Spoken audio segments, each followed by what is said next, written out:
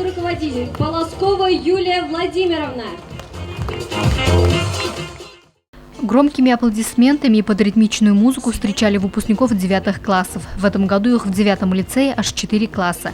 Веселые, смелые, озорные, они провели лучшее время в родной школе.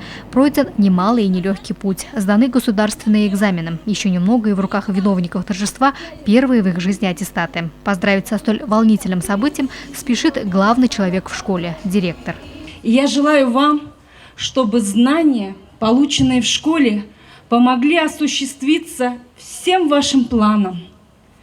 Я всех поздравляю с тем, что позади все волнения, и вы с честью преодолели испытание итоговой аттестации. Поздравить девятиклассников пришли сопровождавшие их на протяжении всего времени и давшие крепкие знания учителя, родители и близкие, без поддержки которых не удалось бы пройти через все испытания. И, конечно же, те, кто встретил детей первыми у порога школы, первые учителя. Работаю в школе 30 лет уже в этой. Это уже мой какой-то выпуск, не первый. Дети выросли на моих глазах, конечно. Пришли они с смешными малышами, с большими букетами в школу. И вот как-то незаметно пролетело 9 лет, и они уже вот такие взрослые. Настал долгожданный и волнительный момент – вручение аттестата об основном общем образовании. Отличники учебы получили первый документ особого образца и были отмечены в номинации «Гран-при лицея». Словом, номинаций было несколько. Среди выпускников – победители олимпиад, творческих конкурсов, спортивных соревнований, активисты, чтецы, члены молодежного парламента. Учительница по литературе помогла мне раскрыть свой литературный талант. Я как бы до этого умела писать стихи, а она меня поддерживала, и у меня стало получаться еще больше. Также у меня есть любимая учительница по биологии.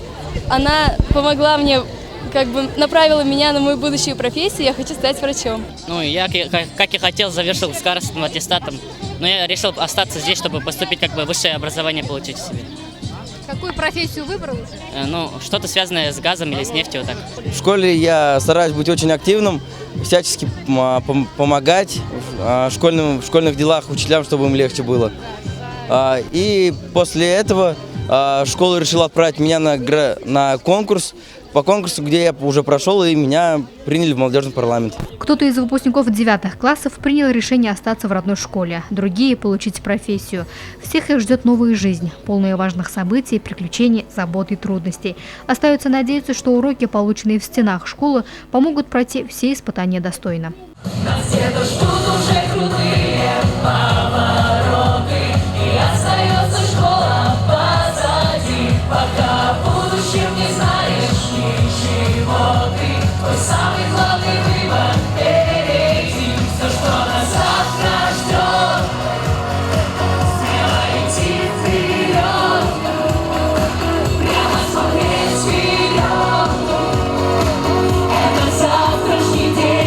Луиза Мустафина, Дамир Хайбулин, Любовь Карпова для службы новостей.